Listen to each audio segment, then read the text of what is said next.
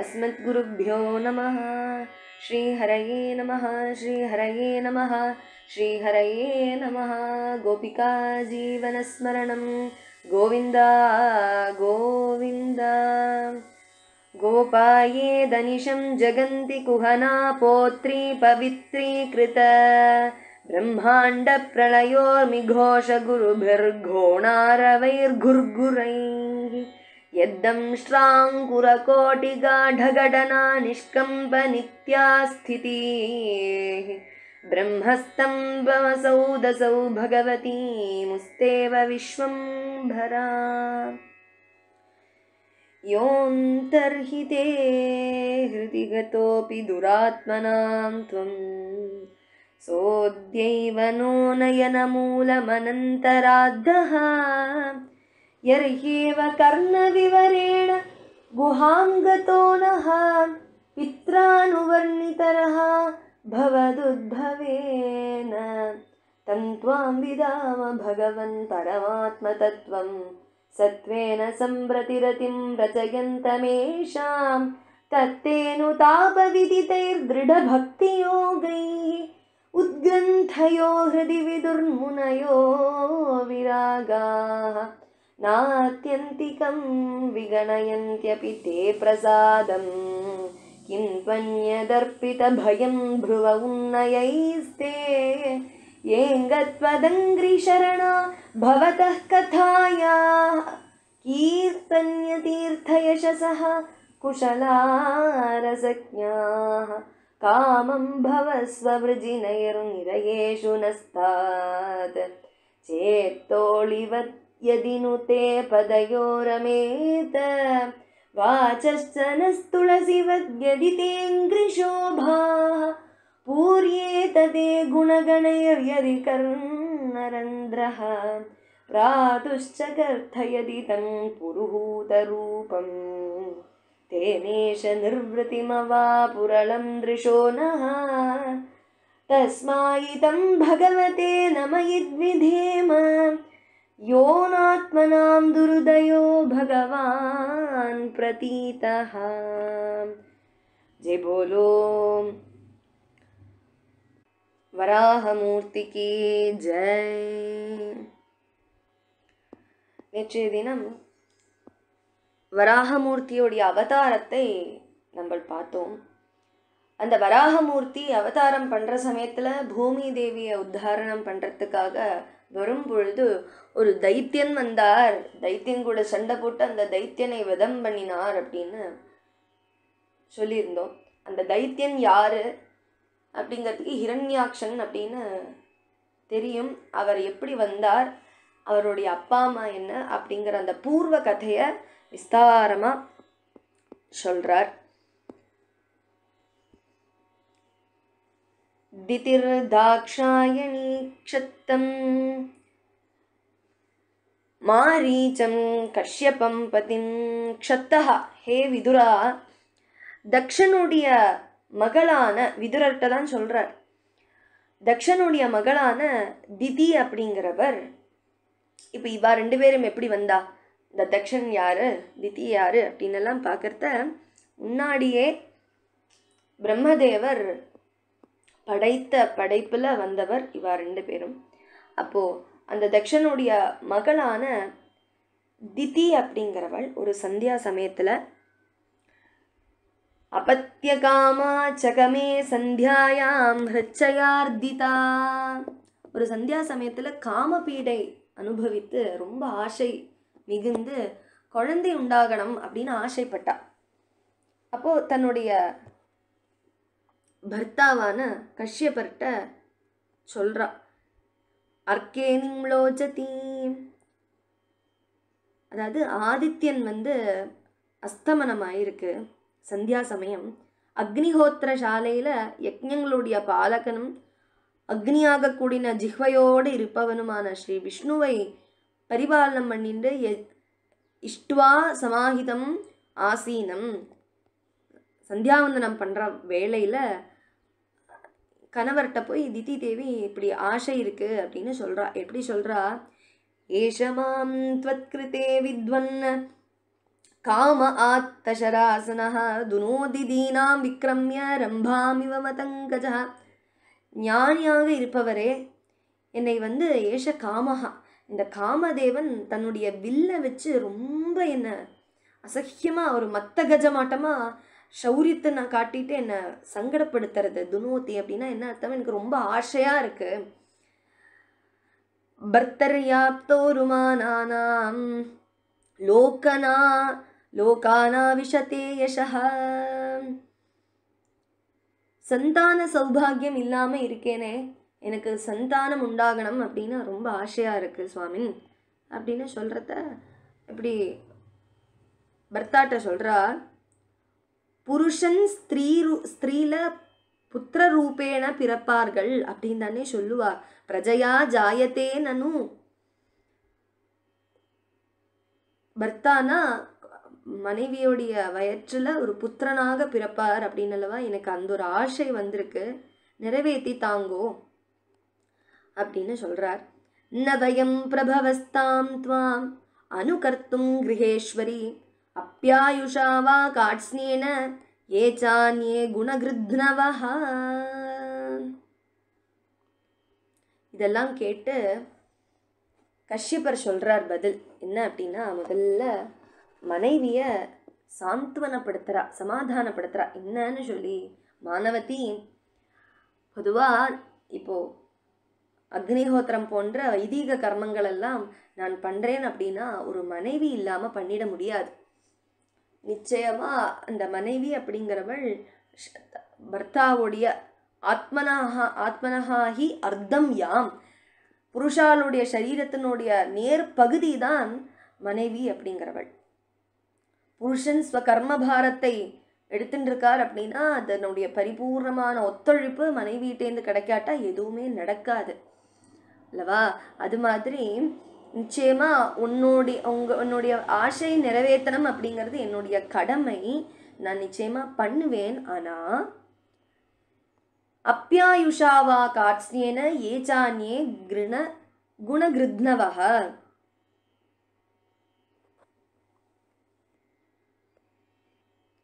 ஆனா இப்ப சந்தியா சமயமா இருக்கு, முகூர்த்த பரிபாலய, கொஞ்ச நேரம் பொறுத்துக்கோ அப்படிங்கிற மாதிரி சொல்றார். ஏன்னா காமார்த்தையாக தேசகால பரிச்சிந்தை இல்லாம பர்த்தாட்ட இப்படி சொல்றா அல்லவா சந்தியா சமயத்துல. அதுவும் அக்னிஹோத்திர சாலையில இருந்துட்டு இருக்கக்கூடிய கஷ்யப்பட்ட திதி இப்படி தன்னுடைய ஆசையை சொன்னப்போ அந்த விவேக புத்தி இருக்கக்கூடியனா கஷ்யப பிரஜாபதி முள்ள சமாதானப்படுத்தி, இந்த சமயம் சரியான சமயம் அல்ல, கொஞ்ச நேரம் பொறுத்துக்கொள் அப்படின்னு சொல்றா. அது சொன்னதும் புரிஞ்சுப்பாளா இல்லையா தெரியாது. அதனாலேயே சந்தியா சமயம் ஸ்ரீ ருத்ரருடைய மகிமையை சொல்லி ருத்ர பீதியை உண்டாக்கினா, பயப்படுத்தினா, சரி ஓகே பயந்துண்டு கொஞ்ச நேரம் பொறுத்துப்பள் அப்படிங்கிறதுனாலேயே ஸ்ரீ ருத்ர விக்ரமத்தை பற்றி நன்னா விஸ்தாரமாக அந்த கஷ்யபர் திதி தேவிக்கு சொல்லி கொடுக்குறா. என்ன சொன்னார்? ஏஷா கோரதமா வேலா கோராணாம் கோர தர்ஷனா சரந்தி யஸ்யாம் பூதானி பூதேஷானுச்சராணிஹ. ரௌத்ரமூர்த்திகளோட அதிபயங்கரமாக இருக்கக்கூடிய இந்த சமயம் ரொம்ப பயானகமாகும். கோர தர்ஷனா, பார்க்க முடியாததாகும், ரொம்ப பயம் கொடுத்துறதாகும். என்னன்னா இந்த சமயத்துல தான் பூதேஷ அனுச்சராணி, பூதநாதனான ஸ்ரீ ருத்ரனுடைய கிங்கரர்கள் பூதகணங்கள் எல்லாரும் சுத்தி நடக்கக்கூடிய வேலை. எப்பவுமே பொதுவாக நம்மளே யோசிச்சு பாருங்க, சந்தியா சமயம் ஆயிடுத்துன்னா நெகட்டிவ் தாட்ஸ் ரொம்ப வந்துடும். அதனாலதான் சந்தியா சமயம் ஜபம் பண்ணுங்கோ, தீபத்தை ஏற்றி வைத்து யதாசக்தி ஜபம் பண்ணுங்கோன்னு சொல்லுவா. சந்தியா சமயம் அப்படிங்கிறது கொஞ்சம் நெகட்டிவிட்டி ஜாஸ்தி ஆகிடும். நம்ம கார்த்தாலையெல்லாம் தனியாக இருக்கிற மாதிரியே தோணாது. ஆனால் சந்தியா சமயம் ஆகிடுத்துன்னா சட்டுன்னு எங்கேருந்தோ ஒரு துக்கம் வரும், கவலைகள் எல்லாம் வரும். படுத்துக்கிறதுக்கு முன்னாடியெல்லாம் ரொம்ப கஷ்டப்படுவோம். அந்த ராத்திரி வேலை அப்படிங்கிறது வேகம் நெகட்டிவிட்டிஸ் நம்ம மனசு அப்படியே தூக்கிண்டு போயிடும். அதனால தான் பிரபஞ்சத்திலையுமே அந்த மாற்றங்கள் ஏற்படும். சூரிய உதயம் சமயத்துல வரக்கூடிய பிரகாஷ் நம்ம மனசுல சூரிய அஸ்தமனத்துல இருக்காது.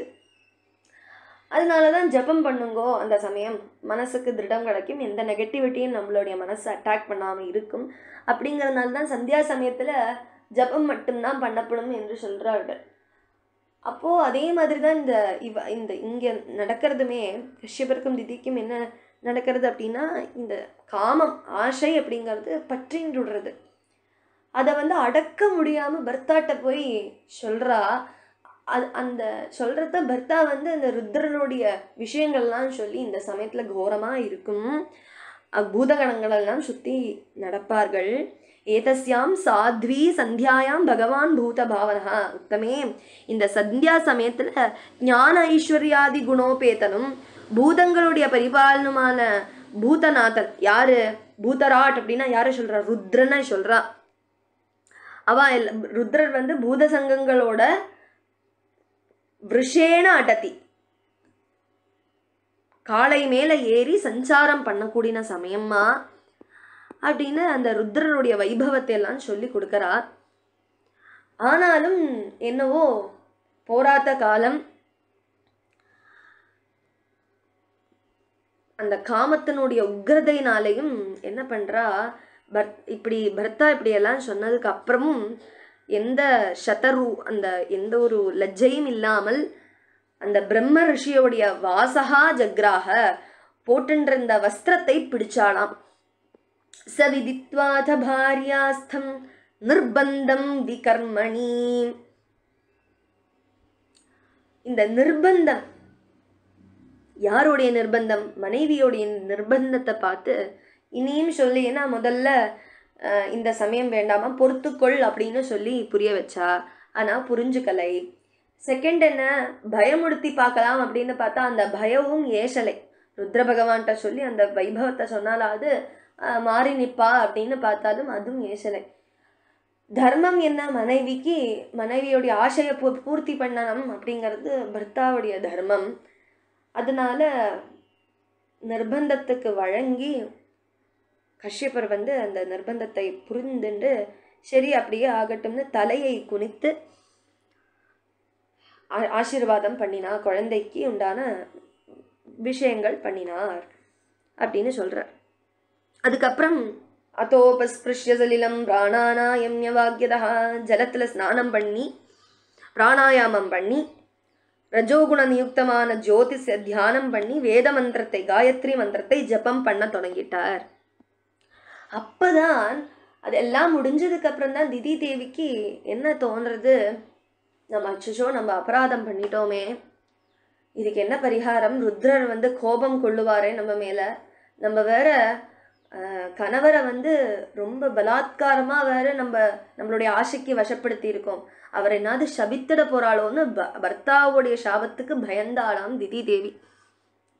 திதி தேவி உடனே அங்கே போய் பர்த்தாட்ட போய் க்ஷமாபணம் கேட்குறா. மாமி கர்ப்பமிமம் பிரம்மன் பூதானாம் ரிஷபோவதீத் ருத்ரஹா பதிர்ஹி பூதானாம் யஸ்யா கர்ப்பமும் ஹசம்.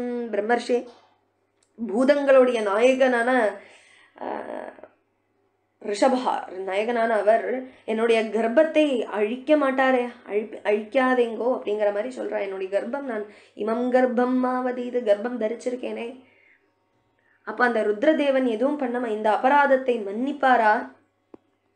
நமோ ருத்ராய மகதே தேவாயோக்ராய மீடுஷே சிவாயன்யஸ்ததண்டாய திருததண்டாய மன்யவே. நமோ ருத்ராய மகதே, துக்கத்தை அகற்றக்கூடியவன் அப்படின்னு ருத்ரருக்கு அர்த்தம். அப்பேற்பட்ட அந்த ருத்ரர் இந்த ஸ்திரீ அப்படிங்கிறதுல கொஞ்சம் இறங்கி வந்து என்னை மன்னிப்பாரா? பவிஷ்யதஸ்தாதப்ராவத்பத்ரே ஜாட்டராதமௌ லோகான் சபாலாம் ஸ்திரீம்ச்சண்டி முகுராக்ரந்தயிஷ்யதா. அப்போ அவர் சொல்கிறார், யூ ஆர் டூ லேட்மா. இப்போ வந்து நான் சொன்னேன் உங்ககிட்ட படித்து ஆனால் நீ கேட்கலை. உன்னுடைய மனசை சுத்தமல்லாமல் எடுத்து அப்ராயத்தியாத் சுத்தமல்லாமல் எடுத்து அதுக்கப்புறம் அதுக்கு மேலே என்னது மௌஹூர்த்தி காத்து சமய காலம் எதுவுமே பார்க்கலை. இப்போ வந்து சாமயிகமான தோஷம் கூட சேர்ந்து கொடுத்து அதுவும் தேவானாம் சாரேன ருத்ரபாஷதர்களெல்லாம் சஞ்சாரம் பண்ணக்கூடிய வேலை. அது சொல்லியும் நீ அதிஹேளனாத்து அவஹேளனம் பண்ணிட்டு இருந்தையே. அதனால உனக்கு வரக்கூடிய 2 சந்தானங்கள் ஜாட்டராதமௌ பவிஷ்யதா அதமௌ பவிஷ்யதான்னு சொல்லிட்டார். சாபம் கொடுக்கிறார் கஷ்யப்பர் திதியை பார்த்து. இப்போ நீ இத்தனை வாசி பிடிச்சு இந்த குழந்தைய வாங்கிண்டாயே இல்லையோ, அந்த 2 குழந்தைகளும் அதமம், அந்த 2 சந்தானங்களும் உண்டாவார்கள். ஆனால் அது ரொம்ப அதமமான குழந்தைகள் உண்டாவார்கள். லோகத்துக்கு கஷ்டத்தை கொடுக்கக்கூடிய குழந்தைகளாக இருப்பார். நல்ல குழந்தைகள் கிடையாதா. சண்டி அப்படின்னு ரொம்ப கோபத்தோட சொல்றார். இந்த 3 உலகத்தையும் முகுஹு ஆக்ரந்தைஷ்யதா, அந்த 2 குழந்தைகள் இந்த 3 உலகத்தையும் அழ வைப்பார்கள், அடக்கி அழ வைப்பார்கள், கஷ்டப்படுத்துவார்கள். மேலும் என்ன சொல்றா, பாவம் நிரபராதியா இருக்கக்கூடியவாக பாவங்கள் எதுவுமே பண்ணாத பிராணிகள் வாழையெல்லாம் கொன்னு ஒடுக்கி ஸ்திரீ ஜனங்கள் எல்லாம் கஷ்டப்படுத்தி இப்படியெல்லாம் அட்டூழியம் பண்ற சமயத்துல பகவான் குருத்தஹா அசௌ அவதீரிய, ஸ்ரீ நாராயணன் கோபம் கொண்டு அவதாரம் பண்ணி அந்த 2 குழந்தைகளையும் ஹனிஷ்யதி வதம் பண்ணி விட்டுடுவார்கள். அந்த நாராயணனுடைய கையிலேந்தே அந்த 2 குழந்தைகளும் மாண்டு விழுவார்கள் அப்படின்னு சாபம் கொடுத்துட்டா. இதை கேட்டதும் திதி தேவி சொல்றா, சுதர்சன சக்கரத்தால மகத்துவம் ஏறின அந்த கையினால, பிரத்யக்ஷமூர்த்தியான ஸ்ரீ நாராயணனுடைய கையினால என்னுடைய 2 குழந்தைகள் சம்ஹாரம் அடைவார்கள் அப்படின்னு சொல்றது எனக்கு சமாதானம்தான். ஆனா விபோ, எந்த காரணத்தினாலையும் பிராமணாத்மா, பிராமணர்கள்லேருந்து கோபம் கொல்லப்படாதவா 2 பேரும் அப்படின்னு பிரார்த்தனை பண்ணிக்கிறான். ஏன்னா பிராமணாளுடைய சாபம் அவ்வளோ பெரிய கொடூரமானதுன்னு திதி தேவிக்கு தெரியும். பகவான்கிட்டேருந்து சம்ஹாரம் பண்ணுறது சமாதானமாக தான் இருக்காம் திதி தேவிக்கு. அப்போ கஷ்யபர் சொல்கிறார், திதி தேவி சொல்கிறார், இதுக்கு என்னாது இத்தனை பெரிய சாபம் என்னால் தாங்க முடியாது, இதுக்கு என்னாது வழி சொல்லுங்கோ, பரிகாரத்தை சொல்லுங்கோ என்று கேட்க கஷ்யபர் சொல்கிறார், கிருதசோகாந்ததா பேன சத்ய பிரத்யவமர்ஷனாத். இது சாபம் தந்தது தான், ஆனால் உனக்கு ஒரு பேரன் உண்டாவான். அந்த பேரன் இப்போ குழந்தைகள் எப்படி இருக்காளோ அதுக்கு நேரம் ஆப்போசிட்டாக இருப்பார். பகவதி பவேச்ச, ஸ்ரீ ஹரியிலையும் ஸ்ரீ ஹரன்லையும் ரொம்ப மரியாதையோட ஒரு புத்திரன் பிறப்பார். புத்திரஸ்ய ஏவ புத்திரானாம் தூ, புத்திரனோடைய புத்திரன், அதாவது ஹிரண்யகசுபோடைய புத்திரன் பிறப்பார். ஏகஹா, யாரோ ஒருத்தர் பிறப்பார். அவருடைய பேரு நம்மளுக்கு தெரியும், யாரு? பிரஹ்லாதன். அந்த பிரஹ்லாதன் சஜ்ஜன சம்மதமாக சஜ்ஜனங்களெல்லாம் வாழ்த்தப்படக்கூடிய ஒரு குழந்தையாக இருப்பார். சுத்தம் பரிபாவனமாக இருப்பார். பகவத் யசசா சமம், பகவானுடைய கீர்த்தியை பாடின்றிருக்கக்கூடிய ஒரு குழந்தை பிறப்பார். அந்த நாராயணன்லேயே மனசு எங்கும் எதிலையும் தூணிலும் துரும்பிலையும் நாராயணனை பார்க்கக்கூடிய ஒரு குழந்தை கிடைப்பார். அப்படி நாராயணனை பஜனம் பண்ணி எல்லா லோகத்துக்கும் நல்லது கொடுத்து சந்தோஷத்தை அருள் பண்ணி அந்த குழந்தை நிவேஷ்ய வைகுண்டமிமம் விஹாஸ்யதி, ஐகிகமான சரீரத்தோட அந்த பகவானை அடைஞ்சு வைகுண்டத்தை பிராபிப்பான் என்று சொல்லி வரத்தை கொடுக்கிறார். சாபம் கொடுத்தார், அந்த சாபத்தை மாற்ற முடியாது, ஆனால் ஒரு வரம் தரேன் அப்படின்னுட்டு பேரன் உனக்கு பிறப்பார், சந்தாபத்தை தீர்க்கக்கூடியதாக இருப்பார் அப்படின்னு சொல்லி வரத்தை கொடுத்தாராம் கஷ்யபர். மேலும் என்னாச்சு அப்படின்னா, அப்படியே ஆகட்டும் என்று திதி தேவியும் பிரார்த்தனையோட அந்த குழந்தைய கர்ப்பம் தரிச்சாலே இல்லையோ, எத்தனை வருஷம் அப்படின்னா 100 வருஷ காலம் கர்ப்பத்தில் இருந்தாலும் அவ 2 பேரும் அசுரர்கள். அப்படியே யோசிச்சு பாருங்க, அசுரர்கள் வெளியில வரத்துக்கு எவ்வளோ பாடு. திதி தேவியும் அந்த குழந்தை வந்தா இந்த லோகத்தை கஷ்டப்படுத்திடுமே அப்படின்னு பயந்தே இருந்தாலாம் திதி தேவி. இப்போ இதுலேருந்து என்ன புரிஞ்சுக்கலாம்? முதல்ல சந்தியா சமயத்தில் கெட்ட சிந்தனை வரும், ஆனால் அதை அடக்கி பொறுத்துண்டு அந்த முகூர்த்த காலம் முடிந்ததுக்கு அப்புறம் அந்த ஆசைகள் இருந்தால் நிறைவேற்றிக்கலாம். பகவத் பஜனம் தான் உத்தமமான காலம், சந்தியா சமயம்தான் நம்மளுடைய மனசை பரிபாலனமாக வச்சுக்கிறதுக்கு. மேலும் பர்த்தாவுடைய வார்த்தை கேட்டுக்கொள்கணும் அப்படிங்கிற ஒரு விஷயம். அதுக்கும் மேலே இதெல்லாமே பகவத் இச்சை தான். இப்படியெல்லாம் நடக்கணும், இல்லைன்னா எப்படி அவ 2 பேரும் வந்து பிறப்பா இல்லவா? இந்த அசுரர்களாக வந்து பிறக்கணுமே, அதுக்கு ஒரு வியாஜம் வேணுமே. அதற்காக திதி தேவிக்கு காமபரவசம் உண்டாயி பர்த்தாட்ட சொல்லி அப்படி உண்டாகிறது அப்படின்னு எல்லாம் பகவத் இச்சை அப்படின்னும் எடுத்துக்கலாம். அப்போ இந்த ஹிரண்யாக்ஷன் யாரு அப்படிங்கிற ஒரு கேள்விக்கு விஸ்தாரமா சொல்றா. மானசாமி சுதா யாரு சொல்றான்னா பிரம்மதேவர் சொல்றார். பிரம்மதேவர் என்ன சொன்னார்? முதல்ல என்னுடைய மனசங்கல்பத்தினால உண்டான புத்திரர்கள் இருக்காளே சனகாதி முனிவர்கள், அவ வந்து ஆகாய மார்க்கம் லோகங்கள் பூரா சஞ்சாரம் பண்ணினாராம். அப்போ ஒரு சமயம் காரண வைகுண்டத்துல ஸ்ரீ மகாவிஷ்ணுவை ஆராதனை பண்ணலாம் அப்படின்னு வைகுண்ட நிலையத்துக்கு போனார்கள். அந்த வைகுண்டபுரி எப்படி இருக்காம்? எல்லாரும் விஷ்ணு பார்ஷதர்கள் அத்தனை பேரும் விஷ்ணு ரூபத்தை தரிச்சென்று சங்கசக்கர கதாதாரியாக இருக்கலாம். அப்பேற்பட்ட அவர்கள் ஸ்ரீ ஹரியை ஆராதனம் பண்றார்கள். இவ எங்க போனா அப்படின்னா எத்திர நைஸ்ரேயசம் நாம, எந்த ஒரு இடத்துல எல்லா ருதுக்களும் புஷ்பபலாதி சம்பன்னமா அபீஷ்ட சாதனங்கள் எல்லாம் இருக்கக்கூடிய விருட்சங்கள் எல்லாம் நிறைஞ்சிருக்கக்கூடிய நைஸ்ரேயசம் அப்படிங்கிற ஒரு காட்டுல வனம், நாமவனம், அந்த வனத்துக்கு போனார்கள். அங்கதான் காரண வைகுண்டம் அப்படின்னு சொல்றார்கள். அப்படி போய் அங்க தஸ்மின்ன தீத்திய முனையா ஷடசஜ்ஜமானாக முனிவர்கள் அங்க இருக்கக்கூடிய 6 கோபுர துவாரங்களை தாண்டி 7ஆமத்த கோபுர துவாரத்துல எத்தின சமயம் அங்க பரார்த்திய கேயூர குண்டல கிரீட விட்டங்க வேஷோ தேவோ அச்சக்ஷத 2 தேவர்களை பார்த்தாலாம். அந்த தேவர்கள் எப்படி இருக்காளாம்? விசிஷ்டமான தோள்வளைகள், குண்டலம், கிரீடம் போன்ற பூஷணங்கள் எல்லாம் தரிச்சுண்டு சுந்தரமான வேஷத்தோடு இருக்கக்கூடிய 2 தேவர்களை கண்டார்கள். கண்டதும் என்ன ஆவறது? மத்தத்விரேப வனமாலிகையா நிவீதௌ, நீல் நிறம் போன்று 4 கைகள் இருந்து இருக்கக்கூடிய அவர்கள்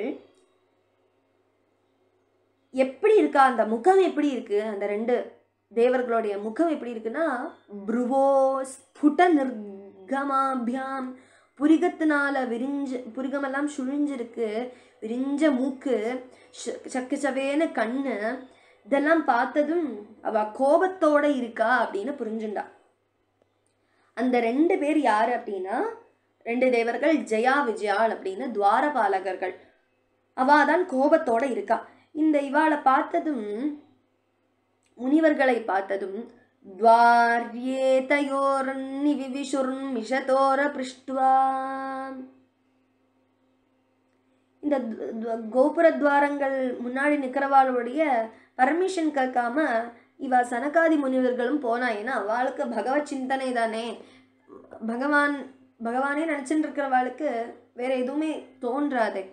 அவளும் எப்படி இருக்கா? அந்த சனகாதி முனிவர்கள் எப்படி இருக்கான்னா அந்த ரொம்ப விருத்தான் வயசானவாளாக்கும், ஆனா பார்க்கறதுக்கு தசார்த்த வயசாக 5 வயசு மாதிரி தோணுமா. வயசானவா சனகாதி முனிவர்கள், ஆனா பார்க்கறதுக்கு 5 வயசு உடல். வாத்தரசனான், நக்னமா இருக்கா, வஸ்திரங்கள் போடாம இருக்கா. ஏன்னா இதுல எல்லாமே அவளுடைய மனசு இல்லவா, பகவான்ல லயிச்சுட்டோம் அப்படின்னா எதுவுமே கண்ணுக்கு தெரியாது. அப்ப அப்படி வந்து நிக்கிறா. இது என்னடா இது, இவ அப்படி வரா சுவாமியை பார்க்கறதுக்குன்னு சொல்றா, முடியாது அப்படின்னு வார்த்தையாலையும் வேத்திரேனச்ச, வார்த்தையாலையும் ஒரு பெரும்புனாலையும் தடையறா, உள்ள போக முடியாது, உங்களுக்கு அனுமதி கிடையாது அப்படின்னு சொன்னா. கண்ணாலையும் கோபத்தை காட்டுறா. முனிவர்கள் இப்படி பார்த்தா என்னடா இது தடுக்கிறது அப்படின்னு பார்த்தா, கோபாமி ஹைத்ய பகவத் பர்யயோச்சைஹி தத் தர்மிணாம் நிவசதாம் விஷமஸ்வபாவஹ. அவ முனிவர்கள்லாம் கேட்கறா. என்ன கேட்டா, மகத்தான பகவத் பரிச்சரணம் பண்ணின்னு இருக்கக்கூடிய உங்களுக்கு எங்கேருந்து இந்த ஸ்வபாவம் வந்தது? பகவத் சந்நிதியில வைத்து இப்படி ஸ்வச்சந்தமாக அந்த ஒரு அகம்பாவம் எங்கேருந்து உங்களுக்கு வந்தது? பகவான் பக்கத்துல வச்சுட்டு எப்படி உங்களால இப்படி தடுக்கிறதுக்கு உண்டான மனசு வந்தது அப்படின்னு கேட்கிறார். ஏன்னா எல்லாருக்குள்ளேயும் பகவான் தான். வெளிப்படையான விஷயத்தை வைத்து ஜட்ஜ் பண்ணிடுறது தப்பல்லவா? அது ரொம்ப பெரிய தப்பு. அது சாதா மனுஷால் பண்ணினாலே தப்பு தான். எல்லாருக்குள்ளேயும் பகவான் என்கின்ற விஷயம் தெரியாம மற்றவாளை கஷ்டப்படுத்தினா அது பெரிய தப்பு. அதுல நீங்க வேற துவாரபாலகர்களாக இருக்கேள், நீங்களே இப்படி பண்றது ரொம்ப பெரிய தப்பல்லவா அப்படிங்கிற மாதிரி அவளுக்கும் முனிவர்களுக்கும் ஒரு சமயம் கோபம் வந்துடுத்து. கோபம் வந்து சாபம் கொடுக்கிற. அதனால வைகுண்டநாதனும் பரமபுருஷனுமான இந்த பகவான் இந்த மந்த புத்திகளாக இருக்கக்கூடிய உங்களுக்கு பொறுத்து கொள்ள மாட்டார்கள், பொறுத்து கொள்ள மாட்டார் பகவான். அதனால நீங்கள் ரிபவஹா அப்படிங்கிறா, காமக்ரோதம் லோபம் நிறைஞ்சு இருக்கக்கூடிய லோகத்துல போய் வாழுங்கோள் அப்படின்னு சாபம் கொடுத்துடுறா. ஏன்னா இங்க வைகுண்டத்துல இதெல்லாம் இல்லை, எந்த தோஷமும் இல்லை. பகவானாட்டமாவே தானே இருப்பார்கள் சகல ஐஸ்வர்யத்தோட. அதனால பூமியில வந்து இந்த காமம் குரோதம் லோபம் எல்லாம் நிறைஞ்சு இருக்கு. அதனால அங்க போய் வாழுங்கோன்னு அது சாபமாகவே கொடுத்தார். அந்த சமயம் சாபம் கிடைச்சதும் அவ பயந்துட்டா. துவாரபாலகர்கள் நமஸ்காரம் பண்றா, நாங்கள் பண்ண தப்பு தான் அப்படின்னு சொல்லி நமஸ்காரம் பண்றா. அந்த சமயம் பகவான் எழுந்தருளார். ஏவம் ததைவ பகவான் அரவிந்தநாபஹ ஸ்வானாம் விபுத்ய சததிக்ரமமார்ய ஹிருத்யஹ தஸ்மின் யயௌ பரமஹம்ச மகாமுனீனாம் அன்வேஷணீய சரணௌ சலயன் சஹ ஸ்ரீ பத்மநாபன் அந்த சமயத்துல இதெல்லாம் தெரிஞ்சுண்டு தாயாரோட கருடரோடையும் அழகா எழுந்தருளரா அந்த பகவானை ஸ்துதி பண்றார். தம் துவாகதம் பிரதிஹிருதௌபைகம் ஸ்வபும்பிஹி தே சக்ஷதாக்ஷ விஷயம் ஸ்வசமாதி பாக்யம். அந்த பெருமாளை அவர் பார்த்து சந்தோஷம் அடைஞ்ச சனகாதி முனிவர்கள் அத்தனை பேரும் அற்புதமா ஸ்துதி பண்றார்கள். அந்த ஸ்துதியில பகவான் மனம் குளிர்ந்து பகவான் பேச சொல்றா. இப்போ சனகாதி முனிவர்கள்லாம் ஸ்துதி பண்றா, இந்த துவாலபாரர்களும் நமஸ்காரம் பண்ணிட்டு நிக்கிறா. இவா ரெண்டு பேரையும் விஷயம் பகவானுக்கு தெரியுமே என்ன நடந்திருக்குன்னு. அதனால தானே பகவான் எழுந்தருளினார். அப்போ அவர் பகவான் சொல்றார், எஸ்வேதயோர் திருத தண்டோ, முனிவர்களே நீங்கள் இந்த திவ்ய புருஷர்கள்ட்ட காட்டின இந்த தண்டனை கொடுத்தேலே அந்த தண்டகா ரொம்ப கரெக்டான விஷயம்.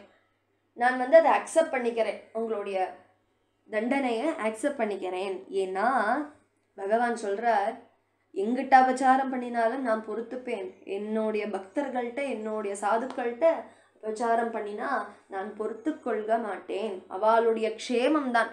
பிராமணாலை நிந்தனை பண்றது ரொம்ப பெரிய தப்பு என்று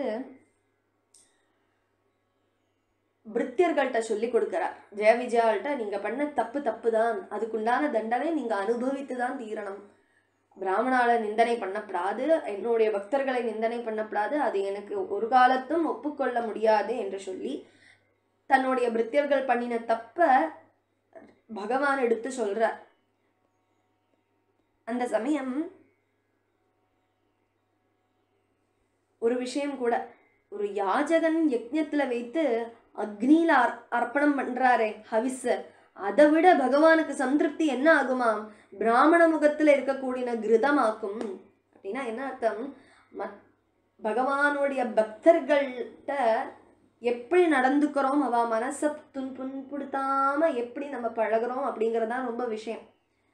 நம்ம வந்து ஹோமம் போன்ற விஷயங்கள் யஜ்ஞங்கள் எல்லாம் பண்றது பகவானுக்கு பிரீத்தி உண்டாகும் தான்.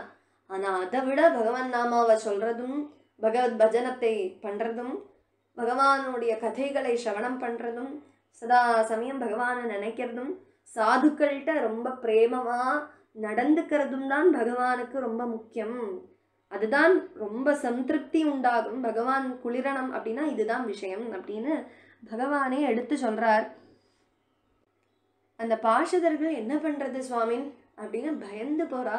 அப்ப பகவான் சொல்றார், கவலைப்படாதீங்கோ, நீங்கள் இப்போ உடனே தேவத்துவம் இல்லாத நிலையை அடைந்து குரோதத்தினால நீங்க பண்ணினே, அதனால அந்த ஸ்வபாவத்தோடையே நீங்கள் 3 ஜென்மா பூமியில நீங்க வாழுவேல். பிராமணாளுடைய இந்த சாபத்தினால பண்ணப்பட்ட இந்த தண்டனை நீங்கள் நிச்சயமாக ஸ்வீகரிக்கணும் அப்படின்னு சொல்லி மேலும் விஷ்ணு பகவான் சமாதானப்படுத்துறா. நீங்கள் போங்கோ, பயந்துக்காதீங்க, மா பைஷ்டம் ஷம்மஸ்து, நல்லதே உங்களுக்கு வரும். இந்த பிராமண வைபவத்தை சொல்றதுக்காகவே நான் பண்ணின லீலை தான் இது. அதனால நீங்க போய் என்ன துவேஷம் பண்ணுங்க, 3 ஜென்மா என்ன துவேஷம் பண்ணி அந்திமத்துல நீங்கள் என்னையே அடைவீர்கள்.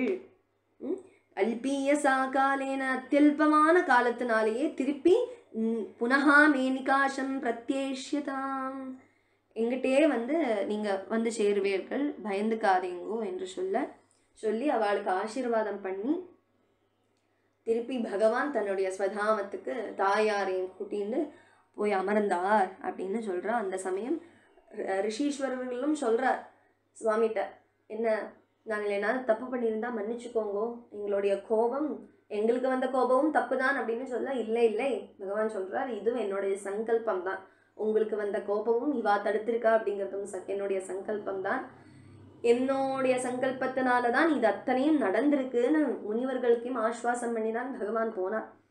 அந்த சமயத்தில் இவாளுக்கு கர்வம் மாறித்து, நான் பண்ணின தப்புன்னு புரிஞ்சு கர்வம் மாறிடுத்து.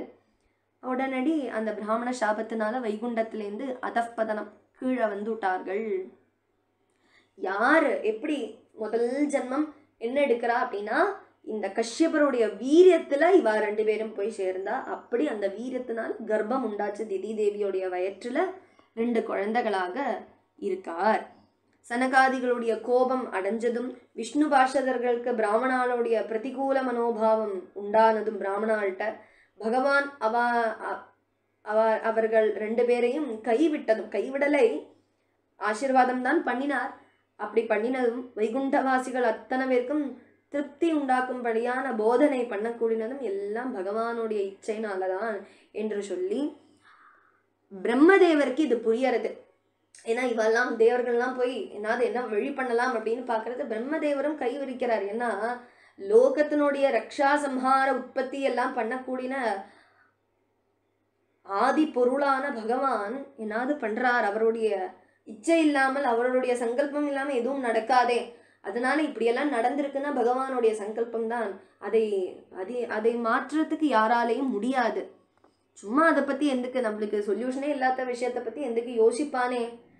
அஸ்மதீய விமர்சேன கியான் அர்த்தா, என்ன அர்த்தம் நம்ம யோசிச்சுட்டு அது அதுபடியே நடக்கட்டும், பகவானே வழி உண்டாக்குவார் என்று சொல்லி பிரம்மதேவர் சொல்றார். மேலும் அந்த 2 பீஜமாக திதி தேவியோடைய வயிற்றுல இப்போ இருக்கு அந்த 2 குழந்தைகள். யாரு? ஜெயன் விஜயால் தான் அவ வந்திருக்கா. சாபத்தினால, பிராமணாளுடைய சாபத்தினால, பகவானுடைய ஆசீர்வாதத்தினாலையும் திதி தேவியோடைய வயிற்றுல 2 கருவாக இருக்கார்கள். அது ஹிரண்யாக்ஷன் 1, ஹிரண்யகசிபு 2வது குழந்தை. இவ 2 பேரும் என்ன பண்றா அப்படிங்கிற விஷயத்தை நாளைக்கு அனுபவிக்கலாம். नारायणाखिल गुरो भगवन् नमस्ते। स्वस्ति प्रजाभ्यः परिपालयन्तां न्यायेन मार्गेण महीं महिषाः। गो ब्राह्मणेभ्यः शुभमस्तु नित्यं लोकाः समस्ताः सुखिनो भवन्तु। हरे राम राम राम हरे हरे, हरे कृष्ण कृष्ण कृष्ण हरे हरे, हरे राम राम राम हरे हरे, हरे कृष्ण कृष्ण कृष्ण हरे हरे, हरे राम राम राम हरे हरे, हरे कृष्ण कृष्ण कृष्ण हरे हरे। गोपिका जीवन स्मरणं गोविंद गोविंद, जानकी कांत स्मरणं जय जय राम राम, आंजनेय स्वामिनः जय।